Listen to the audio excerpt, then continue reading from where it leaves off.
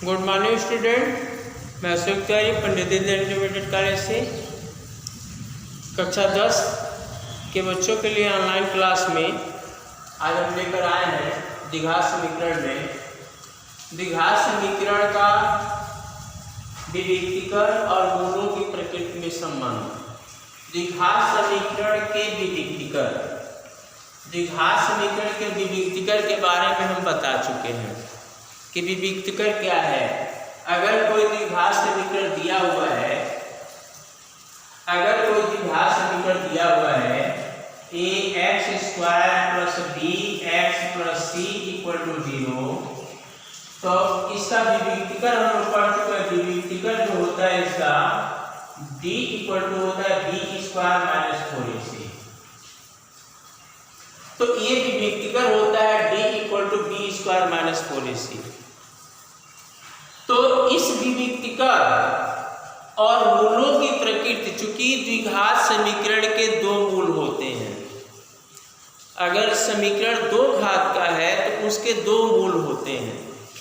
तो इसलिए कि यह जो द्विघात समीकरण का विविक्तीकरण होता है, इसका जो है मूलों की द्विघात समीकरण के उन दोनों मूलों की प्रकृति से क्या संबंध होता है, इसके बारे में हम लोगों को समझना है।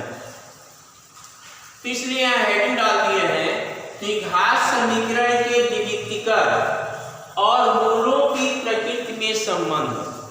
तो इन दोनों के बीच में क्या संबंध होता है, ये हम लोगों को समझना है। अब इनमें निम्नलिखित संबंध होते हैं। इनमें जो है कुल 3 संबंध होते हैं। पहला संबंध है यदि d greater than 0, अर्थात मान लो हम किसी द्विघात समीकरण का विविक्तीकरण ज्ञात करते हैं और वह विविक्तीकरण पॉजिटिव आता है। तो अगर वो पॉजिटिव आता है तो याद रखना वो 0 से सदैव बड़ा होगा।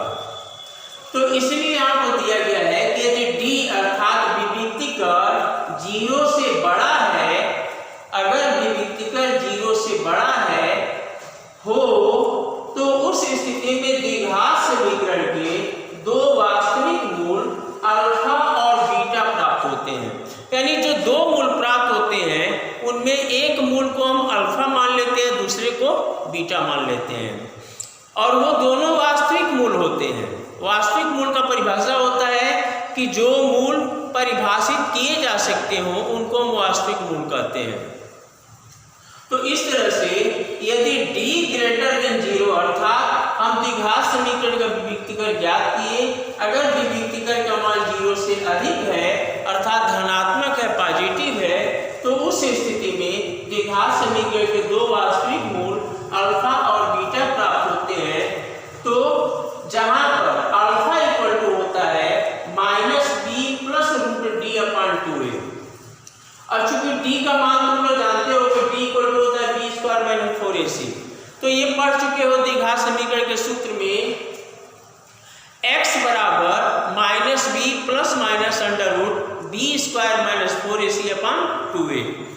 तो b² - 4ac को जब b से प्रदर्शित किया जाता है तो हम यहाँ डायरेक्ट √d लिख सकते हैं, क्योंकि d का वैल्यू हम जानते हैं b² - 4ac होता है।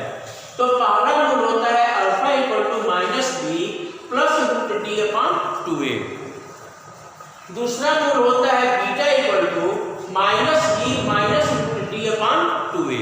तो इस प्रकार से अगर द्विघात समीकरण का विविक्तीकरण 0 से बड़ा है अर्थात पॉजिटिव है, तो उस स्थिति में द्विघात समीकरण के दो वास्तविक मूल अल्फा और बीटा प्राप्त होते हैं, जहां alpha equal to -b + √d/2a तथा beta equal to -b - √d/2a होता है। अब दूसरा संबंध क्या है? दूसरा संबंध यह है कि मान लो हम द्विघात समीकरण का विविक्तीकरण ज्ञात कर रहे हैं, अर्थात d का मान निकाल रहे हैं। अगर d का मान 0 आ जाता है, तो d का मान अगर 0 आ जाता है तो यदि d इक्वल टू 0 हो तो द्विघात समीकरण का एक वास्तविक मूल प्राप्त होता है और वह पुनरावृत्त मूल कहलाता है। याद रखना, द्विघात समीकरण का एक ही मूल प्राप्त होता है लेकिन वो पुनरावृत्त मूल होता है, अर्थात जो एक मूल प्राप्त होता है उसी को हम अल्फा भी कहते हैं, उसी को बीटा भी कहते हैं। यानी अल्फा के स्थान पर वही मूल लेंगे, बीटा के स्थान पर वही मूल लेंगे। इसका एग्जाम्पल हम बताएंगे। तो यदि d = 0 हो तो उस स्थिति में द्विघात समीकरण का एक वास्तविक पुनरावृत्त मूल, इसको पुनरावृत्त मूल इसलिए कहा जाता है कि दोनों मूल वही होते हैं। जैसे एग्जाम्पल के तौर पर पहला मूल अगर 2 है तो दूसरा मूल भी 2 ही होगा, तो इसलिए उसको पुनरावृत्त मूल कहा जाता है। तो इसके जो है इसका एक वास्तविक पुनरावृत्त मूल अल्फा प्राप्त होता है। तो उस अल्फा का वैल्यू अगर निकालना है तो उसके लिए डायरेक्ट फार्मूला होता है अल्फा = -b/2a। इसलिए होता है क्योंकि इन दोनों फार्मूलों में से किसी में अगर d का मान 0 है तो अगर हम यहाँ पर d का मान 0 लिखते हैं तो -b बचेगा, -b/2a। चाहे इसी फार्मूले में अगर d का मान 0 लिखते हैं तो यहाँ क्या प्राप्त होगा, -b/2a। तो इस तरह से हम देख रहे हैं कि अल्फा का जो वैल्यू प्राप्त हो रहा है वही बीटा का वैल्यू प्राप्त हो रहा है, इसलिए ऐसे मूल को पुनरावृत्त मूल कहा जाता है। और तीसरी स्थिति है, तीसरा जो संबंध वो है कि यदि d <0 अर्थात द्विघात समीकरण का मूल, द्विघात समीकरण का विविक्तिकर हम ज्ञात किए और वह विविक्तिकर मान लो माइनस में आता है। तो माइनस में आता है तो माइनस में आने का मतलब वो 0 से छोटा है। तो अगर 0 से छोटा है तो उस द्विघात समीकरण का कोई भी वास्तविक मूल प्राप्त नहीं होता। ऐसे मूल को हम काल्पनिक मूल कहते हैं।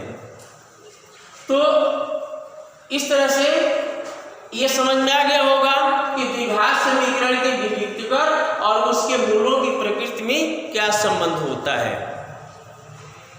अब इसके बाद से इस पर आधारित एग्जाम्पल हम अगले वीडियो में लेकर आएंगे। तब तक के लिए धन्यवाद।